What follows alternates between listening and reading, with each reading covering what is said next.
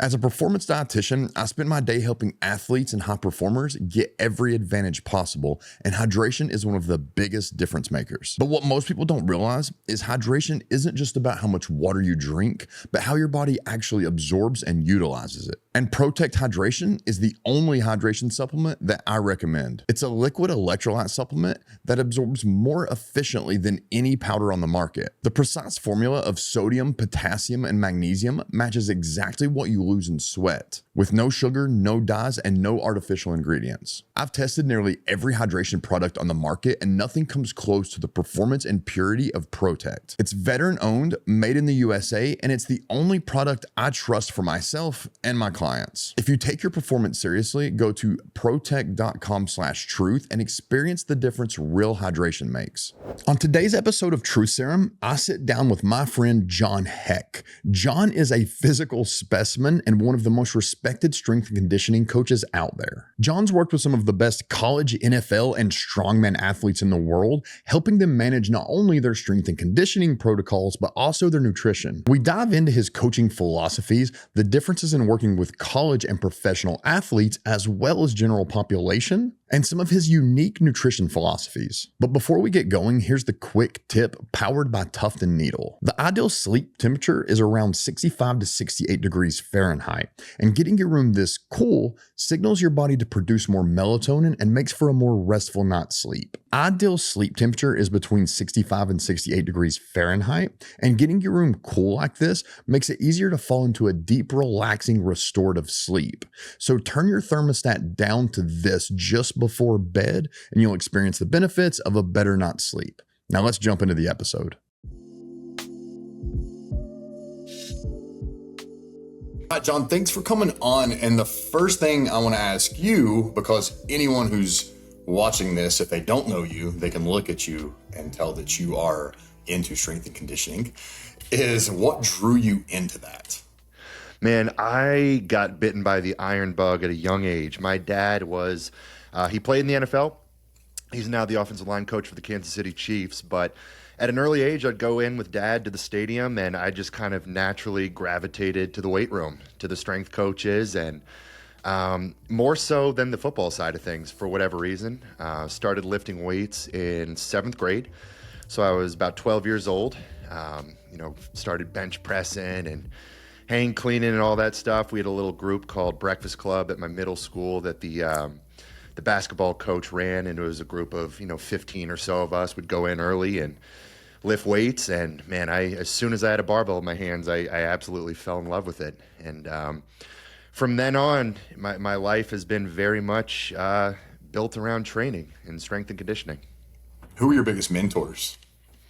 Biggest mentors, I would say Joe Ken. He was the first guy I worked for in strength and conditioning. At the time, he was the head strength coach for the Carolina Panthers. I interned for him, and that was kind of a baptism by fire experience for me in many ways, but I learned quickly. I had to.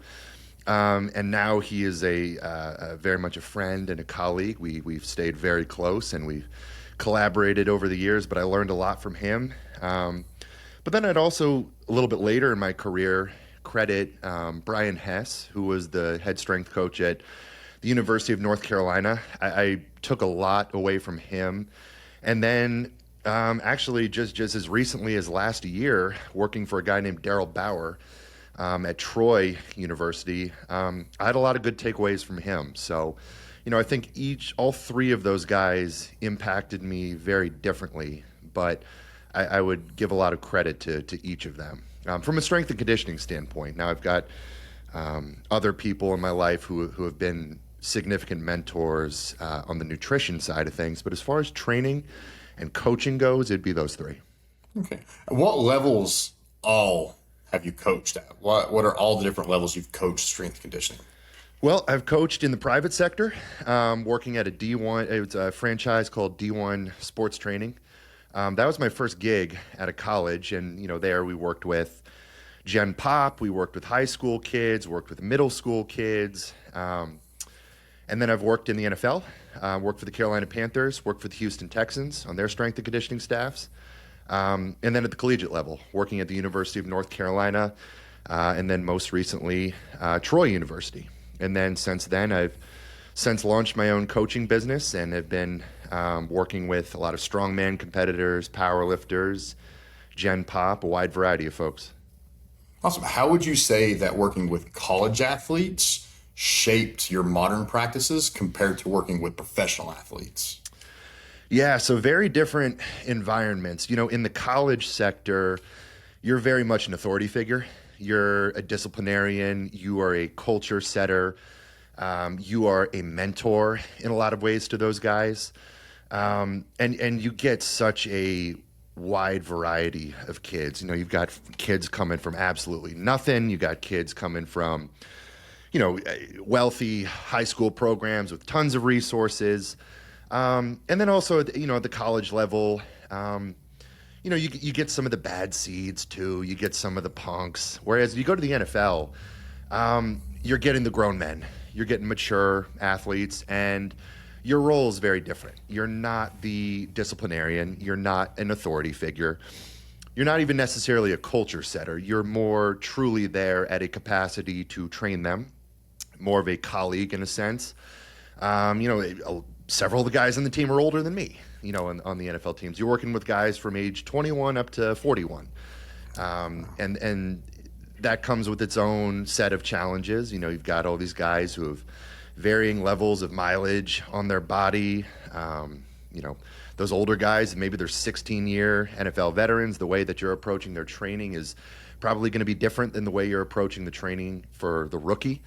So just both settings, very different, and I had significant takeaways from both of them and kind of pros and cons from both settings. Things that I loved about college versus NFL, and certain things about each setting that maybe were not as appealing. If you could go back and do one or the other right now, which would you choose? It's tough, man. So you're talking to a guy who willingly stepped away from both settings. Yeah. So I chose to leave the NFL. I took a pay cut to go take a job at Troy University. And then from Troy, I made the decision to step away to launch my own coaching business and go to the private side. If I had to choose one or the other, I'd probably say college. I think the impact you can have at the college level as a strength and conditioning coach is vastly bigger than the impact you have in the NFL. Unfortunately, in the NFL, you're so constrained by the logistics of the year. Those guys, in college, you're off season with the team. Like, that's where the strength coach really shines. And you get them for a full off season. You get them for an entire winter. You get them for an entire spring. You get them for an entire summer. Whereas in the NFL, you don't get that. In the offseason, most of the offseason, the guys are gone. They're scattered around the country. They're going home. They're in Maui, they're in Cancun, or they're in California or Texas or Arizona training with a private guy. And, maybe 20% of the guys stick around for a large portion of the offseason. But the in-season is much longer. You've got a lengthy training camp. You've got 3 preseason games. You've got an 18-week regular season, potentially the playoffs. So the NFL strength and conditioning coach, I think their role is primarily really in season. And it's the inverse in college. But like I said earlier, in college setting, you are a culture setter. You have much more of an impact from all the intangibles, right? The freshmen come in, and first group that they're working with before they ever work with their position coach or the head football coach is the strength and conditioning staff. So you're instilling, you're making them coachable. You're instilling accountability and grit and toughness and kind of team culture within them. And that's significant. Now, with that said, the new NIL transfer portal era of college football, unfortunately, I don't want to say it ruined it, but it took away a lot of the things that I loved about college. What I loved about college was, compared to the NFL, you get the opportunity to develop kids from freshman year to senior year. You're with them for at least 3 years. You get to kind of slow cook them, take them through multiple different training cycles. Whereas now it's not really like that. I mean, every year, half your roster is probably leaving. If you're at a smaller program, any of the players who had any level of success are probably, taking a big payday at a bigger program. And then every year you've got this new wave of, incoming transfers who are, from all sorts of different programs. So, it's kind of like become NFL free agency without any of the, contract constraints. So man, I got to a point where working in football strength and conditioning was kind of wearing on me, and I needed a change. But to answer your question, I would go college because I think that's where you can make a much bigger impact as a strength coach. There is such a huge difference. So I work private sector, and in that I do work with some college athletes and programs, consult programs, and I work with like specific NFL athletes, not teams. Yeah. And I know what I've noticed is with the NFL guys, it's a lot of logistics because again, you might be having to update the strategy from the nutrition side at least. And we work hand in hand with their strength conditioning coaches, so I know how they work. You might be having to update the strategy for a hotel, a completely different country, a different coaching staff around. And you're lucky if you can even get much communication from the team itself. Usually the team's dietitian isn't communicating with you. In fact, they're a little upset that they have their own private practice guy. They're not communicating with the private practice strength coach. And with college, it's a little different because everything's, like you said, it's in their in-house. They have a direct access to the athletes at all time. Their schedule's kind of made for them. And something else you notice, like you said, the culture setter. I think of someone like Coach Day, Luke Day with University of South Carolina. And if you go watch a day of practice at South Carolina and you have no idea what this guy's job is, and it's not, say you stay out of the weight room, you don't know who Luke Day is, you don't know what he is, you're going to be asking that the whole time. Like, is he like a motivational speaker? Is he a head coach? You don't know what he is because he has to wear so many different hats. Yeah. I mean, there's speeches you have to get prepared. He's got his hands on the nutrition side a little bit. So as the college coaches, and I'm happy that they're starting to get paid for that too. You're starting to see some really high salaries in college football with the strength and conditioning staff. And I think that's fair because you do have to wear so many hats with that job. Yeah, there are certain programs where it's like head coach, head strength coach, offense and defensive coordinators. Like there's some programs where the head strength and conditioning coach is like the right-hand man of the head coach for all the reasons you said. They're wearing multiple hats. It's not just the training, it's the impact that they're having on the team, just all of those different variables that we talked about. When you're working with kids like that, especially, in the transfer portal era where you've got a short period of time to bring the group together and kind of create that team camaraderie and put the guys through group adversity and things like that. I mean, the strength coach can make a tremendous impact. So, but you'll also see other programs where the strength coach is not as highly valued. And I think that often just comes down to the philosophy of the head football coach. But I mean, to your point, like, when we were at Troy, Daryl Bauer was, I'd put him just underneath head coach in terms of the importance he had in the hierarchy of the staff. So we were able to make a huge impact. But you don't see that. It's not at all like that in the NFL. Yeah, and I really feel like NIL, it's ruining it. I'll say like what you kind of hinted at there. I do think it's ruining it because one, it's taking the innocence from the athletes because the college kids, you still have a bit of that. You have the innocence because they've not been polluted with the money yet. They've not been poisoned. That's why a lot of people prefer watching college football over the NFL because they just want it more because they're fighting for that money.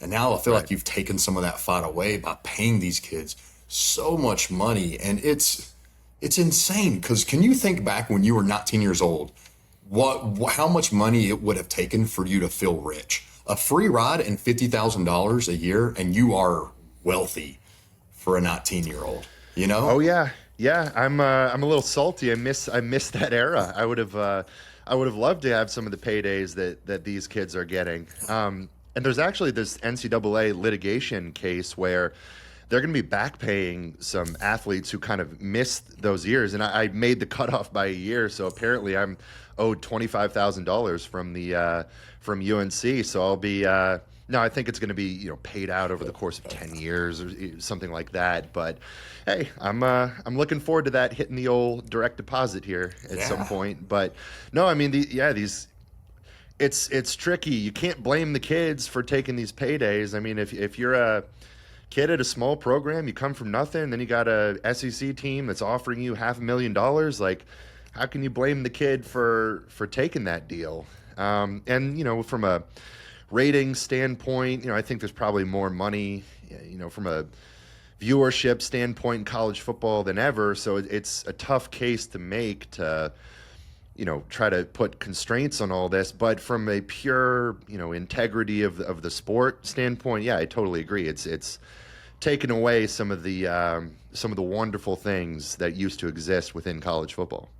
Yeah, and I'll sound like an old guy. I'm only 37, but remind me of like a grumpy old dad or something when I talk about him ruining football. It's like the quarterbacks are getting extra protected now because there's such a large investment, and it is. I do think they should get paid. I think you should get paid for your name, image, and likeness. Yeah. Because the school's making a lot of money off that. So I do think there should be some payment, but as we both know, they're getting millions beyond what they should, and it's going beyond name, image, and likeness percentages. Yeah, the thing that I just don't love is that it's the programs that have all the money that are going to get all the recruits. So, the lesser funded programs are just going to be in this vicious cycle of never being able to bring in good talent. So it's like the rich programs are going to stay the programs that win. The programs without money are just going to continue to lose. And then anytime those smaller programs have a diamond in the rough type athlete that has a great year, I mean, that kid's gone after the end of that season. So, I love the fact that kids are getting paid, but, from the outside looking in, it's irritating knowing that's like, okay, the program that has the billionaire donor, that's who's going to get all the talent. And it's going to come down to who can just offer the kids the most money. Yeah, there's not going to be kids necessarily going to a team for a Nick Saban, which is why he got out at the perfect time. Yeah. Before, people might take a pay cut to go with Nick Saban or a little bit because it would have been such a little bit of money. But now they're not doing that. They're going to Texas. I joke around that eventually, if something doesn't change and it just keeps scaling, eventually it's just going to be Texas teams, and that's it. Yeah. Texas and Oregon. Teams that have the amount of money to just keep throwing at guys will be the only competitive teams in football. Yeah, all that oil money, that's going to bring in 5-star recruits until they put some sort of constraint on this thing. So when it comes to go back, we could talk NIL all day, but to go back to strength conditioning, what would you say your philosophy, Jon Heck's philosophy around strength conditioning is? Ooh, can we narrow that down? I think that's quite a topic. Okay, let's narrow this down to. Okay, let's split it up. Like if you're training, how would you prioritize strength conditioning? What would your priorities be for the athlete, and how would those differ from the average person who calls you and says, hey, I want to get in shape? What would be the main priorities that would separate the two? Well, you know what? And as you were speaking, something did pop into my mind, which is, I went into strength and conditioning very much kind of a programming nerd, and I've always loved training. Training has been my life, training and nutrition. And I always wanted the X's and O's of the program to be what really made a difference within the team. And I walked away from strength and conditioning realizing that the biggest impact the strength coach can have on the team are all the intangible factors. Like if you're in a college football setting, these young kids, these elite, genetically gifted kids, they sniff a barbell, they're going to grow, they're going to get bigger, faster, stronger over the course of their career, regardless of the programming methodology. As long as your programming methodology is competent, it's sound, the kids are going to progress on a physical level. But I think it's the strength staff or the head strength coach who can have that huge impact from the accountability, the toughness, the grit, connecting with the players, building trust, building relationships, being able to get the guys to push themselves beyond the limits they thought possible. I walked away from strength and conditioning thinking, that aspect of strength and conditioning coaching is the most important thing. You know, I would rather, if I was hiring a head strength coach for a college football team, I would choose the guy who's great with the art of coaching and relationships and communicating and instilling culture. And maybe he's, you know, a B-list guy from a programming and X's and O's standpoint. I'd rather take that guy than the guy who can write the best program ever on paper and is phenomenal coaching movement and, you know, phenomenal coaching speed and change direction, all that stuff, but isn't as good with just instilling those intangibles in the team. I'd take the first guy 100%. So when it comes to just one big overarching philosophy of football or really team sport strength and conditioning, I would say you need to be really good at the art of coaching and communicating and gaining trust and buy-in and respect and willing to have confrontations with guys. And I think that is probably going to move the needle for your team more than anything you put on paper from a programming standpoint. But from a pure training standpoint, you know, it's a broad topic because there's different position groups, which we're going to approach their training differently. And there's different phases of the year, and we're going to approach the training differently in those phases. You know, the winter, I'm going to speak in terms of a college football setting because this is where we really get to go through multiple training cycles. But, you know, the winter, that training is going to look different than late summer, which is going to look different than the training during spring. And the training for the linemen is going to look different than the training for the wide receivers and DBs. So it's going to be very multifactorial. You know, we've got to be able to get them in great shape from a conditioning standpoint. We've got to be able to get them to change directions, to be able to decelerate.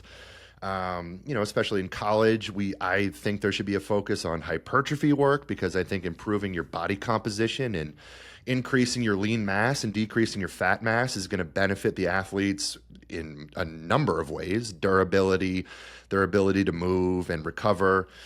You know, and training freshmen is going to be different than training the seniors, right? So, you know, I could ramble and go down a million different rabbit holes from the X's and O's of training, you know, athletes versus Gen Pop. I've spent my career helping special operators, executives, and professional athletes understand recovery and how sleep drives hormone balance, brain function, and muscle repair. But you can never fully understand how much this matters until you upgrade the tools that help you sleep better. One of my favorite tools is a tuft and needle mattress. The surface aligns your spine, relieves pressure points, and keeps your core temperature steady, all things that drastically improve sleep quality. When your body isn't fighting your bed all night, your nervous system can shift towards full recovery mode. Your heart rate drops, muscles repair, hormones balance, and you wake up feeling actually rested. Sleeping on a tuft and needle mattress will show you how much performance you can gain when your sleep is finally optimized. And here's the best part. Tuft and Needle gives you 100 nights to experience it yourself. There's no risk, just better sleep and better performance. Because once you feel what real recovery sleep is, there's no going back. So visit the link in the show notes to start sleeping better now. If you care about performance, what you fuel your body with matters. Essential Provisions was created for people who demand more endurance, more energy, and more from life. Their Sustain Energy Blend is built from real nutrient-dense ingredients. Things like coconut MCTs, chia seeds, and grass-fed collagen. You get long-lasting energy, sustained focus, and all with just 1 gram of natural sugar. Whether you're training, competing, hiking, hunting, or just grinding through the day, this is fuel that can actually keep up. So go to the Essential Provisions link in the show notes and save 10%. Because above average fuel leads to above average performance. I know you had some pretty serious nerve issues several years ago. It's about the time I started following you, and it was really cool to kind of like watch your recovery journey because your recovery weights, like the weights you were using for like your recovery, like I'm trying to get back to working out, were like PRs for the average human being. But I'm curious, how did recovering and training post nerve injury, talk about the injury a little bit, and how did the recovery from that shape some of your new philosophies, and did that change your mind on anything? Yeah, good question. So let's see, it was 2020. It was, it was right before COVID and quarantine and all that. And I was kind of at the peak of my competitive strongman days. So I competed in powerlifting and strongman. And at the time of the injury, I was really starting to hit my stride as a strongman competitor. And I was an assistant strength coach at the University of North Carolina at the time. And the head guy, Brian Hess, he was extremely supportive of my strongman endeavors. And he really facilitated my, me training and competing and all that stuff. But there was a squat session where I just went in. I could feel that my hips were just totally out of line, and I should have called the session, but I didn't. I was squatting with terrible mechanics, and I was really favoring one side. And I walked away from that session just feeling something was off. And there was kind of like little pins and needles running down my right leg. And then later that week, I had a deadlift session. It was a heavy deadlift, and midway through the pull, I just felt a lightning bolt down my right leg, and I dropped the weight, and I was like, "Oh boy, that was something." And then from that point on, I basically lost function in my right leg. I was dragging my right leg around for days, and this was right as we were starting to get into the season, and I was so frustrated with it. I was like so dejected. I was training for a competition for strongman, and then COVID hit, and the competition got canceled, and then I regrouped, and I'm training. I'm at my strongest, and then I have this deadlifting injury, which it ended up being a severely herniated L5S1, just compressed the nerve. I basically lost, like I said, most nerve function in my right leg. To this day, my right calf is basically useless. I can't do a body weight single leg calf raise on my right side. I worked years to regain strength above the knee, and since then I have. But yeah, I should have probably gotten a surgery on it. I probably needed a surgical intervention. But like I said, I was so dejected and frustrated. I was just like, can I cuss on this podcast? Yeah. Or is this I was just like, fuck this, man. Like, I was like, we're getting into football season. I just had strongman, the rug yanked out from under me. Like, I didn't even want to go to the doctor. I didn't want to be told I needed a surgery. I was just like, I'm gonna rehab this on my own, which is a stupid decision because I never regained full function. But I went through a full year where I basically couldn't do anything axial loaded. I couldn't squat. I couldn't do any sort of loaded hinging, basically all the things that I loved doing. So there was, a couple week period where I was in that depressed, feeling sorry for myself. F this, I'm done. I'm hanging it up. I'm just done with strength sports. And then, a couple weeks goes by and I stopped feeling sorry for myself. And it's like, okay, one thing that I can really focus on is mobility work. I'm going to be the most mobile human you've ever seen. So I dove wholeheartedly into mobility work. I was doing tons of loaded mobility, FRC. And so to your point, I added some significant tools to my toolbox as a coach during that time because I really got deep into the mobility work. And I made some tremendous progress there. And I think really improving my mobility, number one, I was taking a time off from all the, heavy axial loaded work. I was doing some isolated unilateral work to kind of restore my right leg. And I started regaining some function there, and I was moving so much better. But I walked away from that with a lot of knowledge gained from all things recovery, all things mobility. And I really love the FRC work, functional range conditioning, which is basically kind of applying load and movement to mobility work. And that's something that, I really started implementing into my coaching. So, the injury in a number of ways, it was kind of a blessing in disguise for me. It's frustrating to this day knowing that it's like, God, how strong could I have gotten, and the right leg is still a deficit now. But I learned a lot during that time. And then it was kind of I was at a crossroads in my career where it was like, I'm either going to go all in on being a pro strongman or I'm going to go all in on being a coach. And the injury kind of made that decision for me. I've not competed in strongman since then.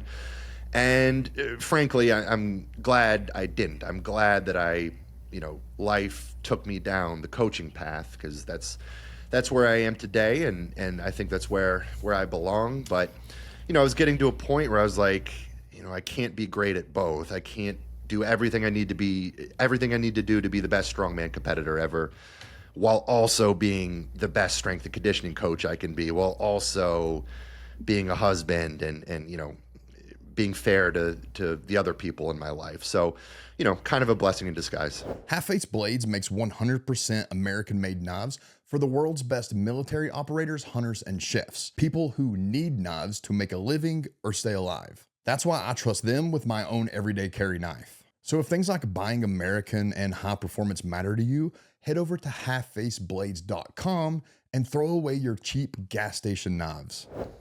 That's one thing I've noticed across a lot of great coaches, is they have a shared story of a past experience that made them who they are, made them far better, something negative that they don't want anyone else to have to go through.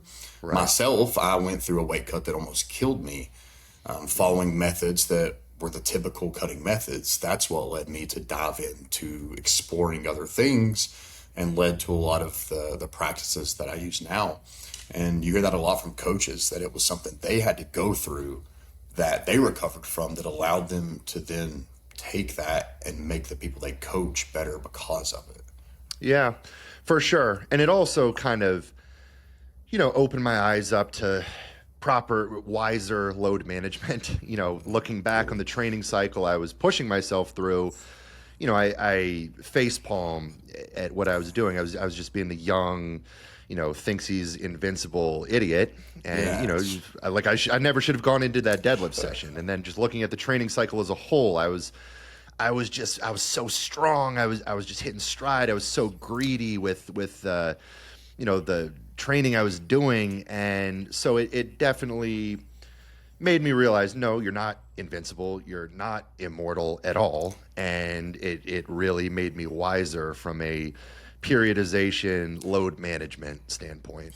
Yeah, when it comes to lifting weights of any kind, I do find almost in any injury that happens started happening well in advance of the serious offense. I can even look back at myself. I had to have complete shoulder reconstructive surgery about 12 years ago. Tore everything. It was basically just like hanging on. And I was showing a whizzer, which in wrestling, you shoot back and you grab someone, you come behind their shoulder and grab their arm. I wasn't even doing it on a live body. I was showing someone, oh, you do this. And there was just this sickening thunk. And everything just started hurting and then going numb at the same time. It was very odd. And it was quite a while I was describing it as that, even to the surgeon. I'm like, all I did was this. It doesn't make sense. And then I got to thinking, I was like, no, I've been training for about 3 weeks through my shoulder hurting, and it's like, that was like a year recovery. I'm like, if I would have maybe just that first time my shoulder did not feel like I should be punching and picking people up and doing arm bars and such, I probably would have been okay for that year.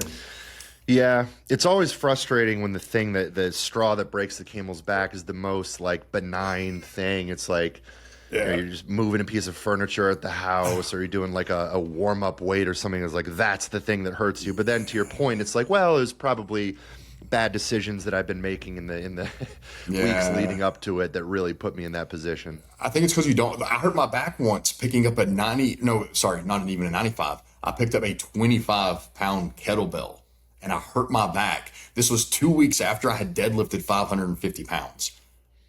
The 550 felt fine. But I picked up the kettlebell 25 pounds completely wrong because I didn't respect it.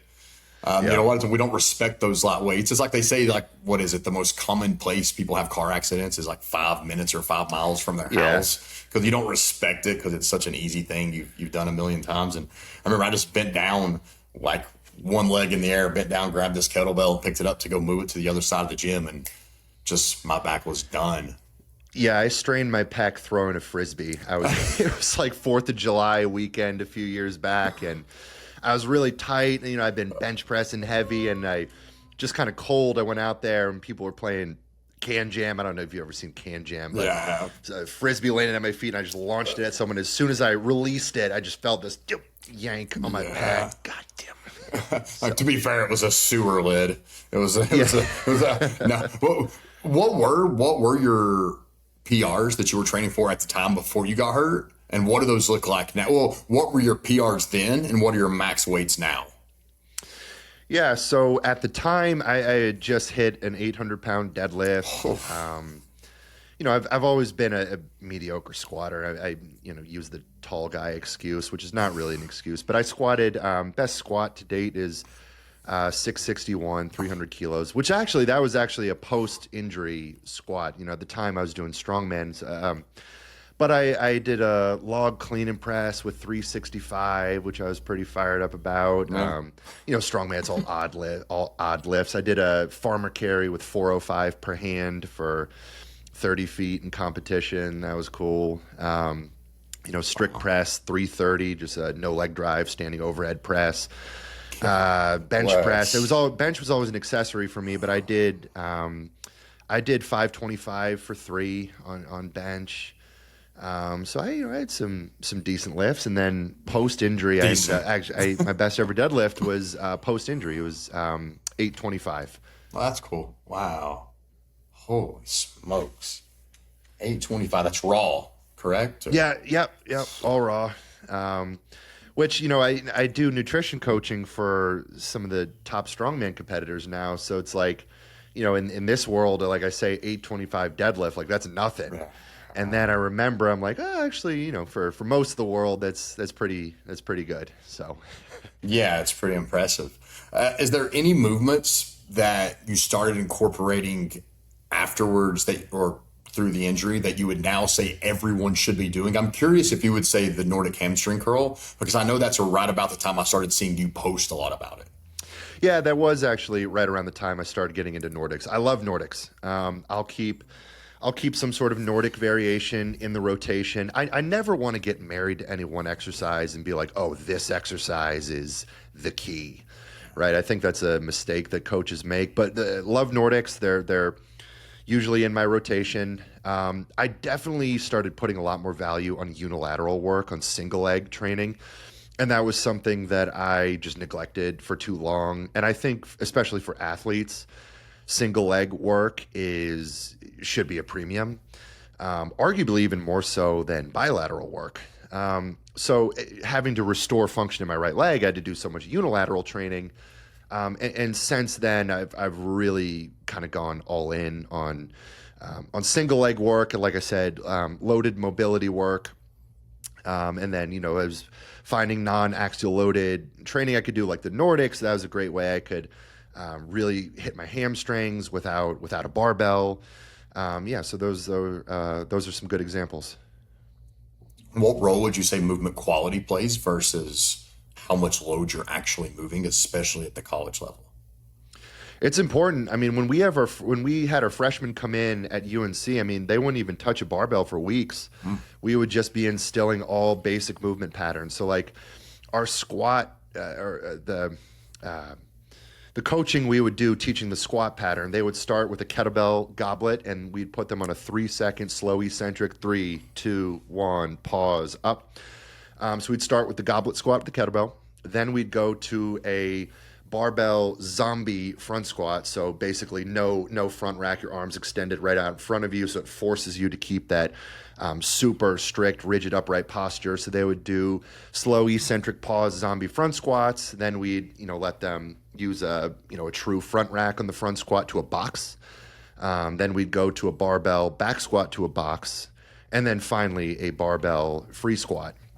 So, and we applied a similar progression to hinging, starting with no barbell and just working basic, fundamental, foundational movements. So, absolutely huge premium put on movement quality.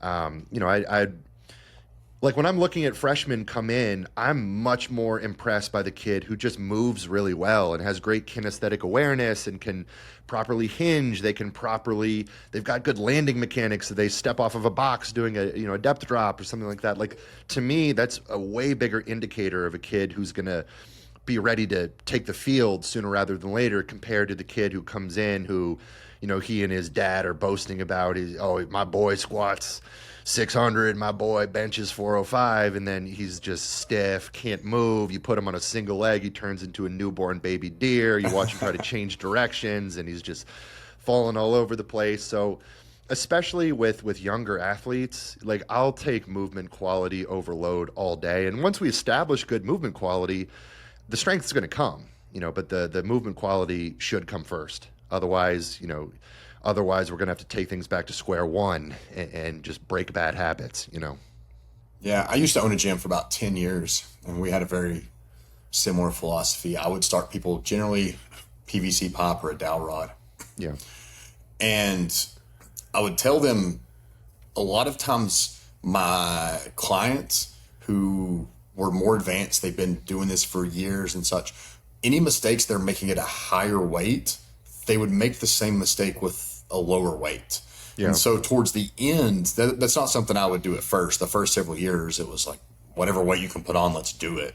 And then I started noticing that, you have someone struggling at a 315-pound back squat, you take the load off and then tell them to squat with a PVC pop. You're like, oh, you're making the same mistake with no weight that you were making with 315 pounds. It's a movement pattern issue.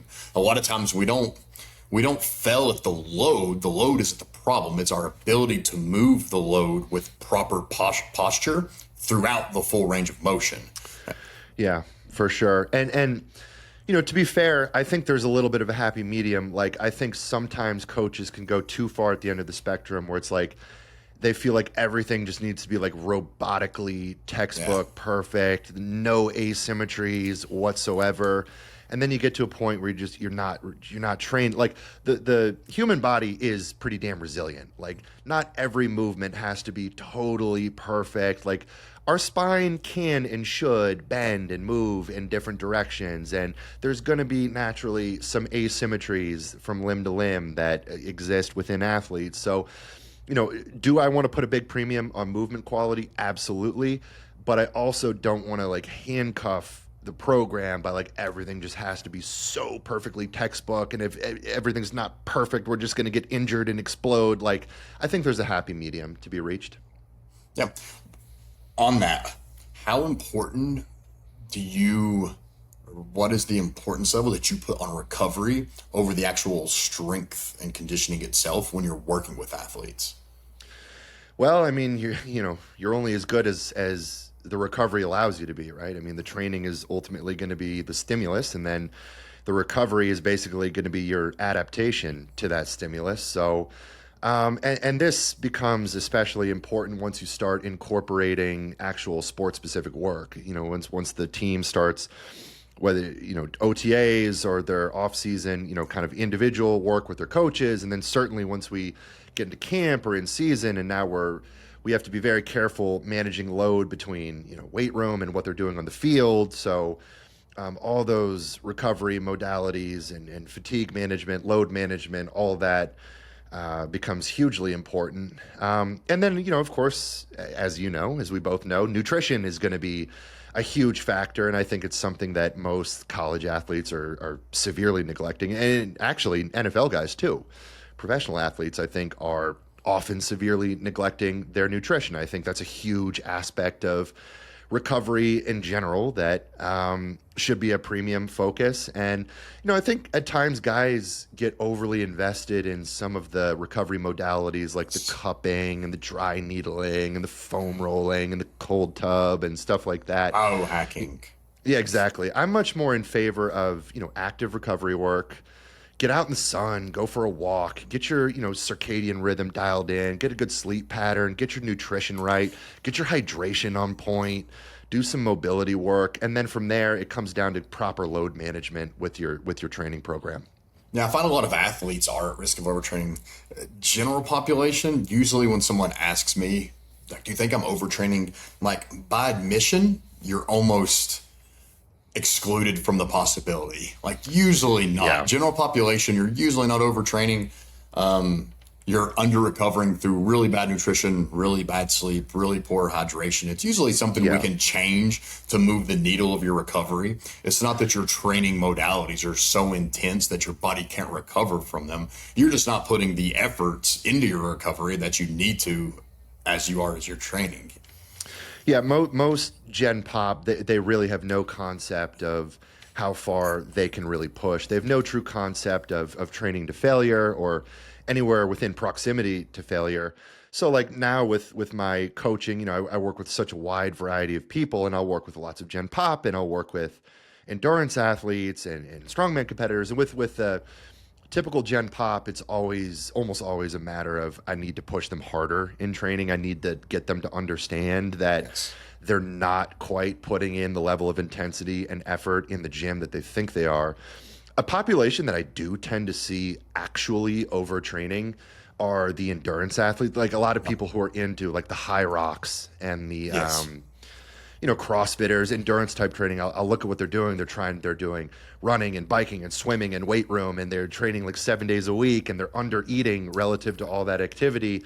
So for people like that, I will often have the conversation like, hey, we probably need to scale your training back, increase your calorie intake, take a few rest days. But for Gen Pop, I can probably count on one hand the amount of people I've seen who are genuinely anywhere in the proximity of overtraining. Yeah, what I find a lot with the High Rocks community and your weekend warriors, I don't mean that derogatory, it's the people that are even competing at maybe a high level, but they're competing on their own. They're not competing as part of it. They don't have a staff that's dedicated towards getting them in shape. They're doing it on their own. Is the problem comes from a mismatch, like a misalignment of their goals. Like they have this, I've talked about this a lot on other episodes, they have this performance goal as far as what they're trying to achieve, but then their nutrition strategies match a weight loss goal. Because a lot of them are attributing the fact that I'm not performing good because I need to lose weight. I'm like, well, maybe you're just not performing good because you're not fueling yourself enough to do this. So maybe we should focus on weight loss first, and then let's focus on doing really good at this race. Or maybe we should just focus on finishing the race while we're trying to lose weight, get to that healthy weight, and then the next time, now let's focus on performance and actually doing really good. Because the strategies to perform well and the strategies to lose weight look pretty darn different. Yeah, no, I've had to have that exact conversation with a handful of guys I'm working with right now who they're in the midst of race prep, but they want to get leaner, they want to lose weight, and I'm like, listen, man, like we got to break this up into phases. Like let's fuel you for training. Let's fuel you to have the best race possible. We're 8 weeks out right now. Post race, like let's back down all the endurance work, like. And then we'll go into a calorie deficit. We'll structure your diet to lose weight. But yeah, when you're in season or you're in preparation for competition, unless you are just truly overweight, that's not the time for a calorie deficit. Yeah, and I like to explain it to people as I've gotten away from using the term calories as much with these types of people, and I talk about energy, like an energy deficit, because as you know, a calorie is a unit of energy, a measurement unit of energy. A calorie is a unit of physics. Yeah, a lot of people aren't aware of that. Yeah. And when we explain it that way, we'll be like, hey, like, how did you think? I've done this with an athlete recently. It's like I'm not just my energy's not good during my sessions, and I don't feel like I'm able to perform at the level I was. Like, okay, so you feel like your energy's under what it should be, correct? Yeah. I'm like, well, you are in a calorie deficit, so it should. You feel the way that you absolutely should be feeling because you are literally eating less energy than you need. Like that is where you're at. So I need you to understand that you're accomplishing that goal. You are in an energy deficit, and that's what you're trying to do. Now, if you tell me you want more energy so you can perform better and that's your goal, cool. But we got to get you out of this energy deficit and feed you more energy. And just getting them to understand that and make that connection of calories equal energy has been a really good method I've used to get people to kind of understand how they need to approach their diet for the goal that they're doing, especially if it's a performance goal. Yeah, if you want to drive the race car as fast and far as possible, you got to put gas in the tank. Yeah. So I kind of will use the race car analogy. Let's grow the gas tank, and we can train the metabolism, get your body to grow that gas tank, aka your body can utilize more carbohydrates, and let's fill that gas tank up, drive that car at its fastest, drive that car the furthest, and then when the race is over, we can back things down and focus on body composition. And a lot of times when your body composition will just inherently improve as your training improves. Like a lot of times, I'll feed a guy more and their training improves that much more. They're getting that much more of a training stimulus and a recovery stimulus that their body composition just improves from that alone. Yeah. One of my biggest plateau busters for people who have a weight loss goal is to take 4 to 8 weeks and switch that to a performance goal. We quit weighing, stop weighing in, because I need you to take 2 months of no weight loss goal. Our goal is completely changing. I want to see faster runs. I want to see more weight. And we actually take whatever they're doing in their workout, and that becomes the new metric that we start tracking. Only that. We stop tracking weight and all other body composition metrics. And as a side effect of the improved performance, they start to like the way that they look better as well. And then we explain to them what happened there. Like, well, your energy intake, it did go up some, but then your energy output also went up. And it gives them a little bit of break from the monotony of just focusing on constantly seeing a lower number on the scale, which, as we know, you can lose a pound of fat and step on the scale and it shows you gained 2 pounds because maybe you didn't sleep good the night before. Yeah, exactly.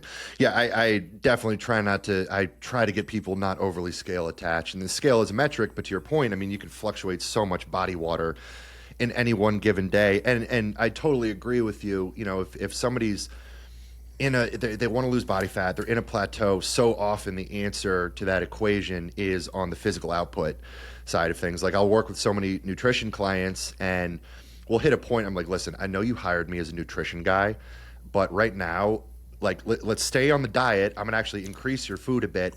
But I want, within our check-ins, what I want to hear more than anything is I want to hear, are you progressing in training? Are you hitting your 10,000 steps daily?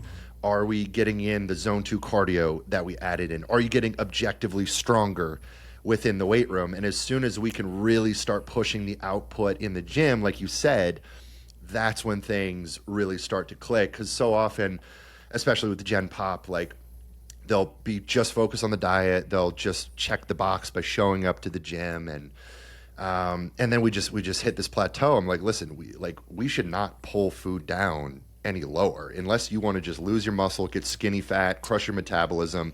The answer here is we probably got to increase your food a little bit, and we really got to get either more or higher quality training going on. No, I love that you're so into nutrition too, because we've had this discussion in person a bit, but there's a huge issue in my own industry as a dietitian. Dietitians hate to hear, and not all, I will say most, but I also don't have a high level of respect for most dietitians. They don't like to hear strength conditioning coaches getting into that. They see it as like stepping on their toes. And I try to explain to them, like, listen, the average strength and conditioning coach knows more about nutrition than the average dietitian knows about strength and conditioning. And the fact is, most athletes are going to get better buy-in with their strength coach than they are the dietitian. They're going to go to them with questions. The average Gen Pop is going to ask their personal trainer nutrition questions, whether you like it or not. They're not going to go to their hospital and ask for a consult with a dietitian.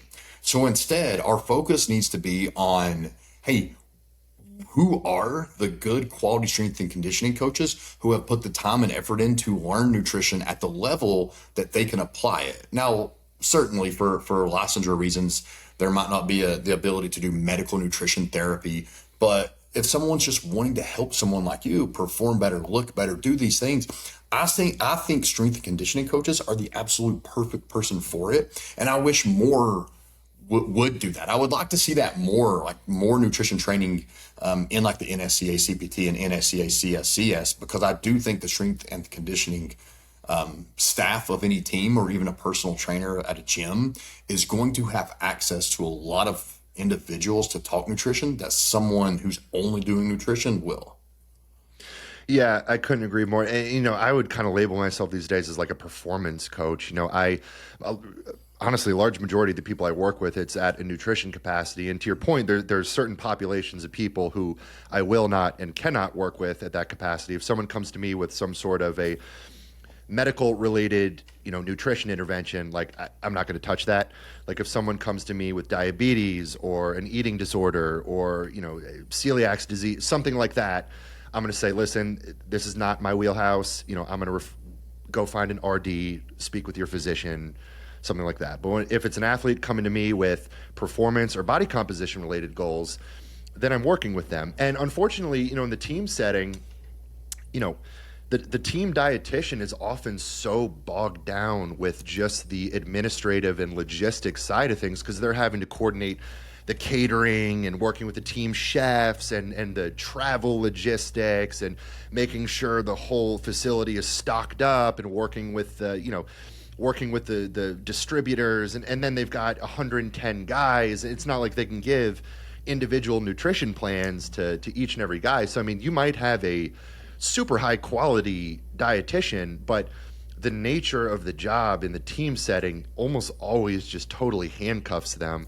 So then a guy like you who's working, privately but individually with a guy, you're able to have a way bigger impact because you're able to go so much more in depth on a totally individualized, specific nutrition plan without having to worry about the other 99 guys on the team and then working with the caterer and the chefs and all the other things that go into that job. Yeah, while we're on the topic of nutrition, one thing I want to discuss particularly with you is something that I see you talk about that I don't really see anyone else. I can't think of anyone else I've ever really seen discuss this. And I think that you know this, being a strength and conditioning guy who's applied this in your own life so much. And that's how you believe that you should get as lean as possible before moving to a bulking cycle, which is not what you see most people do. They'll get lean and they dirty bulk, or they just look at themselves in the mirror. I will say this is going to offend some people. They look at themselves and they're like, golly, man, dieting sucks. I'm just going to bulk. Right. And what you do is you do a cut cycle for a bit and you get like paper skin thin levels of leanness. It's freaky. And then you bulk up to huge levels. Explain the science of that, why you do that, and why other people should start to adapt that same principle. Yeah, well, when I really got interested in nutrition, I was primarily interested in it from a body composition standpoint and a performance standpoint, but I was like, who utilizes nutrition for body composition better than anyone in the world? The bodybuilders. The bodybuilders are who do. They are the ones who know how to get insanely lean and put on extreme levels of muscle mass. And people can say steroids. Well, it's like, yeah, but the powerlifters and strongman competitors are also on steroids. Why don't they look like that? And it's because of what the bodybuilders are doing with nutrition. So over a decade ago, I started working with bodybuilding coaches to write diets for me, and I'd go through their whole process, and I'd go through the equivalent of a bodybuilding show prep, and I would diet down to extremely low body fat levels. And now this is a philosophy that is pretty well established in the bodybuilding community, which is getting lean is going to set up your ability to grow muscle tissue. And the reason that these bodybuilders are able to just put on all this mass and keep a good body composition year round is because they diet down so lean, and that sets up the growth phase. And because they started their growth phase so lean, they don't put on a ton of body fat. Now, from a physiological level, the reason that I like getting lean first, I think one of, if not the single biggest variables for a successful hypertrophy phase is insulin sensitivity. As soon as you become insulin resistant, as soon as your body becomes poor at utilizing carbohydrates, storing carbohydrates as glycogen, your ability to build muscle mass is now an uphill battle, right? You get to a point where your body fat levels go up, you start becoming insulin resistant, you're in a calorie surplus, and now your body starts preferentially storing surplus calories as body fat. Whereas if you're leaner, your insulin sensitivity is going to be much higher, meaning your body is going to, just in layman's terms, do a much better job utilizing a surplus of calories. It's going to store those carbs as glycogen. It's going to use them as fuel. They're going to go to anabolic processes, which is going to allow you to build muscle. So by going through a fat loss phase first, you're then going to go into the growth phase with a few variables in your favor. Number one, you've given yourself this big runway where you can add size without getting unacceptably fat, right? If I go into a growth phase at 8% body fat, if I put on 30 pounds and gain 3% body fat along the way, well, I'm ending up at 11% body fat. I'm still lean. Versus I go into the growth phase at 18% body fat and I gain 3% body fat along the way. Well, now I'm at 21% body fat. And not to mention, as I get fatter up into those 18, 19, 20% body fat ranges, my insulin sensitivity is in the tank. And now I'm probably really ending up more at like 25% body fat if I put on 30 pounds. The other thing is, you go into a fat loss phase first, your appetite is going to be significantly elevated for weeks. Now, if you just jump into some dirty bulk and just hammer your system with tons of food, you'll sabotage that appetite very quickly. But if you go through a structured surplus, a structured gain phase, your appetite's going to be elevated for weeks after that fat loss phase, which is, of course, going to work in your favor when it comes to a calorie surplus. Your rate of gastric emptying is going to be at its highest coming out of a fat loss phase, meaning you get to the end of that diet, you eat a food, your body is just freaking vaporizing through that, which is going to be advantageous as you start feeding your body more. Your digestion is going to be on point. You're going to be clearing that food quickly. Your insulin sensitivity is so high because you got lean. You're using all those carbs beneficially. You're storing them as glycogen. You're using them as fuel. You're building muscle along the way. So, for all those reasons, I much prefer to start with a fat loss phase. And that's not to say that anyone who wants to put on size has to diet down to 4% body fat. You don't need to be stage ready lean. I push myself there because for kind of just love of the game and I want to be a freak. But if you're at 20% body fat, invest some time, and you really want to put on significant muscle tissue, diet down to 14% body fat, something like that, and you'll put yourself in position to gain all that size. I mean, how many people at the gym, your average gym goer, do you really see putting on tons of muscle mass year to year? Very little. Most people at the gym, they train their ass off. They're doing all the right thing. They're from a training standpoint, but they never really grow. And I think it's because they don't go through those different phases of diet approaches. And I think, like with athletes, like I said, improving your body composition, putting on lean tissue is something is really going to be beneficial. And when you're a younger athlete and you're a novice trainee, you're going to gain a bunch of muscle just by nature of getting into a training program. I'm not saying if you're the 17-year-old offensive lineman, we have to go through some aggressive fat loss diet before you can gain muscle. No, that kid is going to go through puberty. He's probably never, trained in a competent manner before. So as soon as he starts really lifting and getting a little bit older, he's going to put on muscle. Yeah. But if you're working with an NFL guy who's, a sloppy 340 and wants to put on some muscle, that ain't happening until we get you leaner and actually create an environment in your body where you can handle a surplus of calories, No, absolutely. How does your diet look different in terms of calories and food options when you transition from that cut phase to the bulk phase? Not that different. It's mostly portion sizes. I'll stick largely with the same foods. Now, as I get further along into a gain phase, my calories get higher. I will become a little bit more liberal with some of the carbohydrate choices I'll use. Like, for example, when I'm dieting, I could tell you the exact meal plan I had. It was, meal one, it would be an egg white omelet, 1 whole egg, scrambled with spinach. I'd have oatmeal and berries with it, and a little bit of almond butter in the oats. I'd have 2 meals that consisted of chicken breast, white rice, and avocado. I'd have 1 meal that was Greek yogurt, whey isolate, a little bit of high cacao, dark chocolate, and cream of rice is the carb. That was my post-workout meal. And then I'd repeat meal 1, breakfast, for my final meal. Carbohydrate sources there, oatmeal, berries, white rice, cream of rice, and then I'd sometimes use potatoes. Protein coming from primarily chicken breasts, egg whites. Every time I'd use an egg white, I'd add at least 1 whole egg to it. And then whey isolate and Greek yogurt for 1 meal a day. But as I start pushing calories higher, I'll start incorporating some sourdough bread. I'll start using some simple sugars around training. Like I'll bring in some honey, maybe some sourdough bread with a natural jelly, things like that. I might start using some pasta here and there. So I'll get a little bit more liberal with some of the carb choices. And as I get really further along, I'll go with some slightly fattier proteins. I might get away from a little less chicken breast and a little bit more, 93.7 ground beef. And I'll do a once a week cheat meal.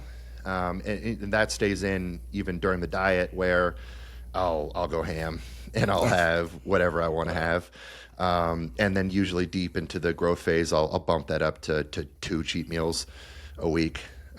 But for the most part, the base diet stays largely the same in terms of food selections. And I know you're accounting for this, but I want to talk about it so anyone that's listening doesn't make the mistake that a cheat meal, and there's a lot of argument over whether we should use the term cheat or not. And I went through the whole phase like, well, let's not say that because food doesn't have a morality. But to be fair, I tend to use I really mostly use the word free meal or unrestricted meal. But when we say cheat, you know what we're talking. You know what I'm saying? Yeah. I've said like everyone knows what I'm talking about. And there's a big thing in dietetics. We don't talk about good food and bad food. I'm like, listen, if I say good food, there's images that pop into your head immediately. And if we were able to take those images and put them on a board, you're correct. If I say bad food, the images that pop into your head, if we were able to put those onto a board, you're correct. So I'm like, whatever, all the feel-good stuff. Everyone shames the term like clean eating. It's like, well, everyone knows what that means. Like, exactly. It's just a simple term. Exactly. But anyway, getting back to that, you said you have that cheat meal every week. And so many people mess up on the cheat meal because I know you're doing this. But if you're in a fat loss phase, you can have a cheat meal, but you have to understand that by the time that cheat meal has been averaged into your calories for the week, you still have to be in a deficit. Whereas if you're barely in a deficit throughout the week, like say you're in a 500 calorie deficit every day, that's about a pound of fat. But then on Saturday, you can ruin that all with a 3,500 calorie meal, and a lot of people don't take that into consideration. So I do think cheat meals, the best way to do it, and what I do with a lot of my clients, especially the ones that were really micromanaging their intake, is like, hey, you can have whatever you want, but let's still put some guardrails on it. Let's start the day with a little bit of a fast with protein. We might start the day with just a heavy dose of protein because that's my biggest issue with intermittent fasting. I don't care if Gen Pop want to do intermittent fasting because they understand it helps them eat less calories throughout the day. That's great. Cool. But I want people to at least wake up and get a good dose, 40 to 60 grams of protein. Because as you probably know, the biggest issue you see with intermittent fasting is it makes it really hard to hit your total protein numbers for the full day. Because if we've shortened this eating window, well, protein is the most satiating macronutrient. So now I've shortened this window, and a lot of people do it so they can eat whatever food they want. That usually becomes high fat, high carbohydrate food. So they undereat protein because it fills you up so fast. So we want to start with that. And what I'll have people do when they approach this cheat meal is I'll have them do a very high protein breakfast. It might just be a protein shake, in fact. Lunch will go for very high protein and a good hearty dose of fiber, because they're also likely to have less fiber in their cheat meal later in the day. Right. And then we have a bank of calories that we can go ham with. And then I'll have them do that meal. But we still put some guardrails on there to make sure that they're keeping it under what's needed for a total weekly average of a deficit. Yeah, I agree with that approach. And like for myself, the parameter I'll put on it is it has to be the final meal of the day. And I use a carb cycling protocol for myself, and with a lot of, I'll use a more simple approach for like a Gen Pop. It'll be kind of a training day versus non-training day split to their diet. But like for me, I'll do a high, medium, low day, and I put my cheat meal on my one high carb day. And so it's actually on the day where my calories are the highest, even leading up to that meal. And I put the meal last, and I've eaten a lot of carbs going into it. So I'm pretty satiated at that point. And, my appetite's kind of diminished by the time I get to the cheat meal. Now, from a pure like physiological standpoint, if I was going to optimize that meal for me, I would say keep it very low fat. And I'd kind of say unlimited low fat carbs for myself. But the thing is, when you get super lean and you've got a ton of muscle mass, your body kind of does sorcery. Like, and the science can't necessarily explain it. Like, I'll be at 6% body fat. I'll eat a gluttonous cheat meal and I'll wake up leaner the next day, and it seems to defy science. But that's only something that happens when you've just got this crazy metabolism because you're carrying tons of tissue and you're super lean. For most people, I tell them the cheat meal, it's not physiologically beneficial to you. This is just to help keep you on track for the other 6 days of the week. So we are going to put parameters on it. And I'll kind of approach that differently with every individual, kind of based on personality, psychology. Some people need stricter parameters. They'll say, okay, you can go it's got to be a home cooked meal, right? Entree, a side, one small dessert, or, that's a really good parameter. That varies from individual to individual. Some people, they're stressed if they don't have the specific parameters because they're so committed, they don't want to overeat. But then you have other people, it's like you give them an inch, they take a mile. You say, here's a cheat meal, they'll eat themselves into a coma, and then they've completely undone the deficit from the week. So, I always start conservative, and I never kick off, let's earn the cheat meal with a couple weeks of dieting. Like, let's get you a little bit depleted. Let's lose a little bit of body fat. Let's get into a good, strict rhythm here. And then we can introduce the cheat meal with some parameters on it. And I'll kind of figure out who you are on a personality, psychological level, and, start honing in the parameters from there. But I do try to give people at least one, if they're in a fat loss diet, like one meal out of the week that they can kind of look forward to, be a human, go to dinner with their partner, or, just be a human, and it helps adherence for the other 99% of the meals, What would be your top 2 to 3 go-to meals you would recommend for someone in a fat loss phase, and your top 2 to 3 that you would recommend for someone in a bulking phase? Lean meat, white rice, avocado for the fat loss phase, and then lean meat, white rice, avocado, but more of it in the bulking phase. No, but seriously, like in a diet phase, I prefer, well, really for both dieting and gaining, I prefer a lower fat, moderate to higher carb approach. So I prefer to keep the protein sources lean. I prefer to get our fat sources from, monounsaturated, polyunsaturated, quote unquote healthy fat sources like avocado or almonds or almond butter, extra virgin olive oil, things like that. So I'll usually keep the proteins lean. So, chicken breasts, flank steak, trimmed sirloin steak, shrimp, whitefish, stuff like that. And then a lean carbohydrate, white rice, sweet potato, russet potato, oatmeal. Maybe if we're doing oats, we have some berries in there. And then, like I said, for the fats, I'm a big fan of avocado or guacamole. It's going to have potassium, it's going to have fiber, it's going to be a good healthy fat source. It pairs well with the lean meat and rice. Or it might be the almonds or cashews, pistachios, almond butter, extra virgin olive oil. And then as we get into the gain phase, like I said, there's got to be a premium on digestion. So foods that are going to digest well, because as we increase the volume of your food, if you're not digesting your food, you are not utilizing those calories. So usually, again, those leaner meats and leaner carbohydrates like a white rice are going to digest well. I really like cream of rice. There's some really good brands out there, Pride Foods or Elevate. They make these flavored cream of rice. It's a powdered white rice, is stevia flavored, and you can get a bowl of, it's like a pudding texture, and it can get up to 200 grams of carbs in there very easily. It's easy to eat. Throw some fruit in there. So as calories go up, again, I like to push the carbs more. I really like bringing in more and more fruit.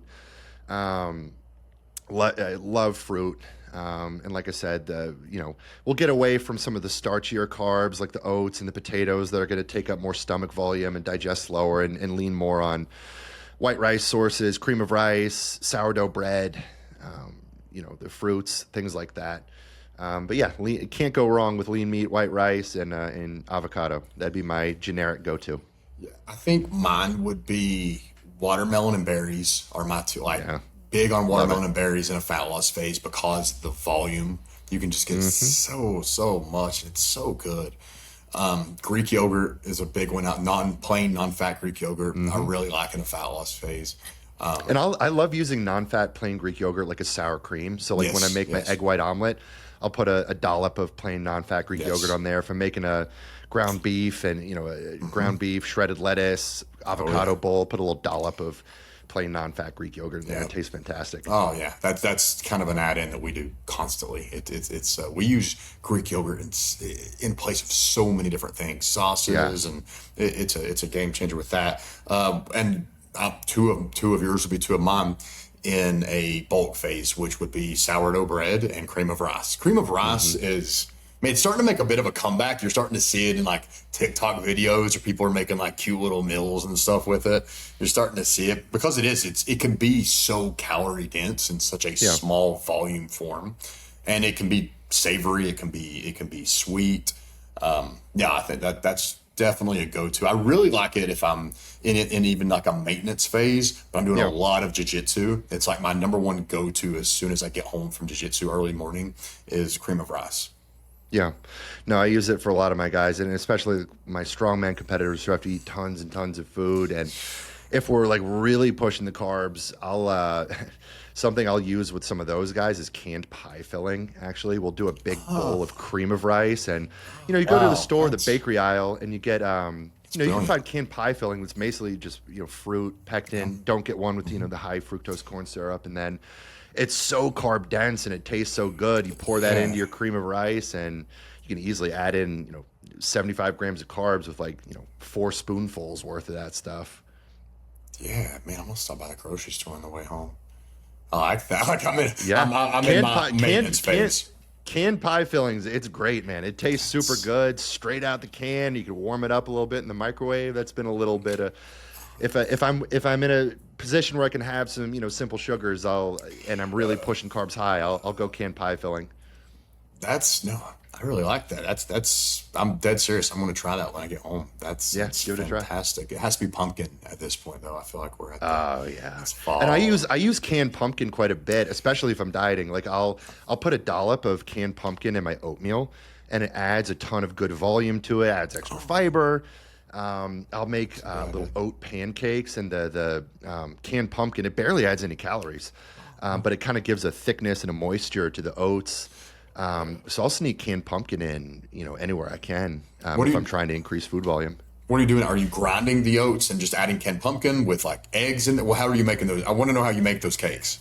Yeah, so if I'm doing the oat pancakes, I'll grind the oats first in a bullet blender, so it kind of makes a flour. I'll put in a dollop of the canned pumpkin. I'll put in a little bit of egg whites into it, and then I'll put in a packet of stevia. And then I'll put in just enough water to where it's kind of a pretty thick texture, and then right in the pan. And I'll use a dark chocolate as my fat source, and I'll sprinkle in some dark chocolate into it. It is really good, man. Yeah, that sounds. I didn't think I'd come on this and I'd go home with some recipe ideas. Yeah, for sure. One thing I want to ask too, because I know you're a family guy, same as me here, and how do you manage nutrition for yourself? And then how do you suggest clients do it when they have family members that aren't eating the same way that they are? Ooh, that's tough. Marry an understanding woman. Yeah, that's it, man. That's it. Man, it's I wish I had a better answer for this, because truthfully, man, I have been eating my own diet, and my wife has been eating her diet, man, for many years. And what I will say is, like, a reason, which are vastly different diets. Yes, vastly different diets. She's probably whipping up some chicken fingers and pizza rolls right now. She's got the palate of like a 5th grader. But it's another reason why I like the weekly cheat meal. And sometimes that cheat meal, it's not about you. It's not about you indulging. It's about the people in your family, right? Take that opportunity. Like if I'm in a diet phase, my wife and I will use that cheat meal. That's date night. Or that's order in and watch a movie night, and we'll kind of build. We know every week we're going to have that meal that's for us, where we can eat whatever we want. If she wants to try this new restaurant, okay, great, let's put it on Monday night. Let's cheat meal night. So that's one way to do it is build your cheat meal around a date night, and then other than, like I said, I wish I had a better answer for this. I think, if you're kind of on a macro plan, in your food selections are a little bit more flexible. Maybe there's probably a happy medium to be reached where, and maybe you incorporate, you make it kind of a interactive experience where you're cooking together, or hey, maybe if you take charge and cook dinner for the family, and it's diets kind of foods that are on the plan, but if you can earn some points with your spouse or your significant other by being the one to cook the meal, do the dishes, or maybe, like I said, make it interactive. You cook together, things like that. That's a way where you can kind of involve them in the process a little bit more, And sometimes, hey, maybe your significant other is going to appreciate some of the body composition gains that you're making. Although I will say, I've noticed getting really lean, it's not for women, it's for other dudes. Like my wife, I'm like, I want her to be into the abs and the vascularity. She's like, honestly, I appreciate you when you're a little bit fluffier. No. It's all the dudes that go crazy over the striations and the vascularity. Let's be. To be fair, though, when you're fluffy, you're not fluffy. You're lean.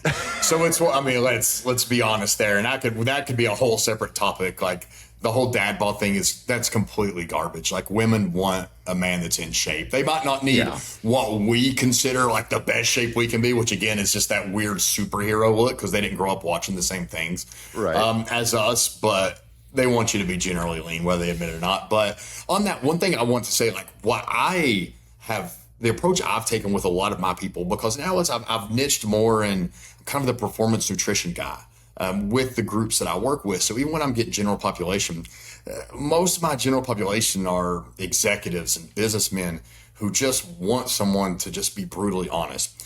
And I'm like, that's the big thing is like, how do I handle family dinner? So I'm like, what makes family dinner special isn't the food that you're eating. It's the time that you're just there. Number one, you all need to be sitting together. Like, sit together, enjoy time. If you have a different meal, who cares? Like, it doesn't matter. There's going to have to be some sacrifices because guess what? If you're not watching what you eat, you're making sacrifices whether you realize it or not. And that sacrifice might be 10 years off of your life. So now we're going to make some healthy sacrifices. That might mean you're eating different than your family, but I still want you to sit down. I want you to put the phone up, put the TV, turn the TV off, eat undistracted with your family and enjoy that time because that's what matters. And the next big thing I get with guys constantly is like, well, my wife makes dinner for everybody and I don't have influence over that. Cook, dude. Like cook. Like if you have the ability or you have the time, go do it yourself. And if you don't know how, that's your problem. That's not your family's problem. In a YouTube world, I don't know how is never an excuse. Learn to cook some very basic stuff until you learn how to cook very, very, or at least better tasting things. And until then, that is your punishment. You're going to eat very bland things until you put your big boy pants on, you learn how to cook for yourself. But I try to get them to understand like, hey, just go enjoy the time with your family at mealtime and just eat your own thing. Yeah, no, I couldn't agree more. Like, and I do that. I have dinner with my wife and baby every night, and I'm eating something differently than them. But that's our time to be together, and we're interacting. And sometimes we are, watching a movie together as a family on the couch, whatever. And it's not even a factor that the food I'm eating is different, and it's not like I'm, putting constraints on her. Like I encourage her, like, hey, eat whatever you want. Like I'll go to the store, pick something up for you. Hey, I'm happy to cook for you. And that goes a long way. And you're totally right. I think taking charge of your nutrition, it'll teach you a lot of valuable things. Like I've developed my ability to cook by getting into nutrition. When I first started on my journey, I was very inexperienced with cooking. And then, like you said, you quickly learn how to make your food taste better and more palatable, especially once you get into a fat loss diet. Learning how to make your food taste really good goes a long way. So I've become a pretty darn competent cook. I have gotten onto so many guys when they talk about they got married and that's why they gained weight, which it's factual as far as there's 2 times we see people gain the most weight in their lives, college. And then the next one is after marriage. And I'm like, well, it's not your wife's fault. You didn't get fat because you got married. You got fat because I would argue a lot of times you gave up. You accomplished the goal. You got her. Now I don't have to look a certain way anymore, even though you made the whole for better or for worse agreement. And my argument would be your wife deserves your best version, not all the people before her when you were just trying to get girls at the club. The wife is the one who deserves your best. Whole separate thing there. But the truth of the matter is now you are going to have to do some of those things to make sure that you can maintain that. And that might be changing the structure of things. Again, like you're going to have to put that investment in and not put it on your spouse. If you choose to get on a diet, your spouse should support you. And that goes both ways. One of the biggest determining factors for diet success and failure that I've found with my clients is their spouse's acceptance of this goal. Not necessarily their spouse's help with it, because again, it's your goal, do it yourself. But they do need to be accepting and understand that and support you through it. But you just can't rely on them to do those things for you if it matters more to you than it does them. Yeah, no, I totally agree. And like, I would encourage you, like, don't just shape your fitness around, what women think. Like, I mean, think how much more respect you when you're out in public or you're interacting with someone, when you see a fit individual versus just like the sloppy body that doesn't give a shit about their health, you inherently just have a little bit more respect for that person, and you probably see them differently. You probably view them as, oh, that's someone who's on top of things. They've got discipline, they've got structure in their life. And I mean, you feel so much better on a day-to-day basis. Like, you'll be that much more confident in your own skin. Like, for me, when I dialed in my nutrition and changed my body composition, every aspect of my life changed for the better. I instantly became more confident in every facet of life. I felt better, I looked better, I played better, I moved better, I was more productive, I believed in myself more. Like, when I'm at my, peak condition, like, I feel like I'm the man. And not from like an arrogant standpoint, but just kind of like self-confidence and how I carry myself. Yeah, well, I can tell you, like, I've seen you enter a room like at a Sore Necks event, and people are like, "Who is that?" Like, because you're an imposing figure, and what are you, 6'4"? What are you? 6'7". 6'7"? Oh yeah, I way undershot that. I knew you were significantly taller than me, but holy smokes! But it's about like 6'7", 300 right now. Being tall, like that in itself is fine. But if you were just tall, it's like, dude looks like Jack Skellington.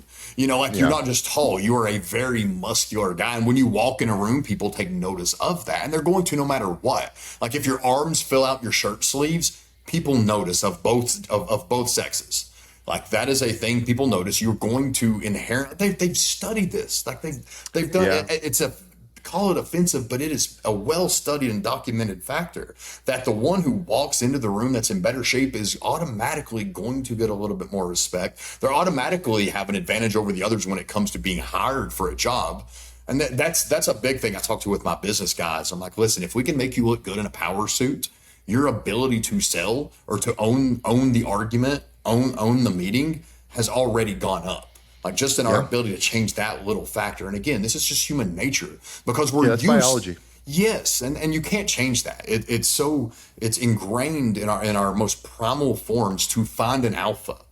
And the fact of the matter is, people want that alpha, and we all know what that looks like. I have the advantage of having cauliflower ear; that really helps. It does. But the truth of it's a real thing. Like, when a guy walks into a room, he's either the alpha or he's not. And that's established by what the habits that the guy has outside of the room. Yeah. Yeah. And for me, it's visually, it's so much kind of an extreme with me because I'm so tall and a big dude. And, got the tattoos and all that there's times where I draw a little like too much attention. I don't go out. I don't go to the bars. I avoid areas where there's drunk people like crazy because it's always drunk guys want to come up, hey, bro, whether they're challenging you or how much you bench, things like that. I'll get stared at like a creature in the zoo out in public at times. So, I've kind of pushed things to the extreme a little bit. So sometimes I like to stay more under the radar, when it comes to my appearance. But I mean, to your point, like, if you walk in and you're the guy who's fit and you stand out, like, biologically speaking, people quickly identify who the alpha in the pack is. I saw a thing once with Brock Lesnar. I'll leave with this. was there someone asked him, like, what do you bench? And he just looked at him and said, whatever I want. that is one of the most alpha moves I've ever heard in my entire life. Yeah, that is. Man, but this has been fun. You're so multifaceted because, again, you have such a decorated strength and conditioning background, not just from an educational and experience standpoint, but in your own life. You are a living testimony to the things that you know, but you also have a very extensive knowledge when it comes to nutrition. So it's cool that we could discuss, the marriage between those two things and talk about how those have created your philosophies and a business that I know is successful. So I appreciate your time, and this is definitely going to be one of those that has like a part 2 and 3. So thanks for coming on. Please, man, absolutely. And I feel like I've got so much to learn still, and getting to collaborate with colleagues in the industry like you. I love doing it. It's a new chapter of life for me, just having left the team setting and running my own business and my own podcast and, a lot of content creation and diving more into the nutrition side of things. So I'm having a lot of fun with it, man. And it's been great. It was great meeting you at Summer Strong, and I'm fired up that you brought me on your podcast. Awesome, man. Well, I appreciate it. I want to thank you guys for watching, and also a word of thanks to our sponsors who have made this episode possible. All I ask is that you guys please hit the like and subscribe button, as it helps the podcast grow, and so we can continue to bring on some great guests for you guys. I'll see you in the next one.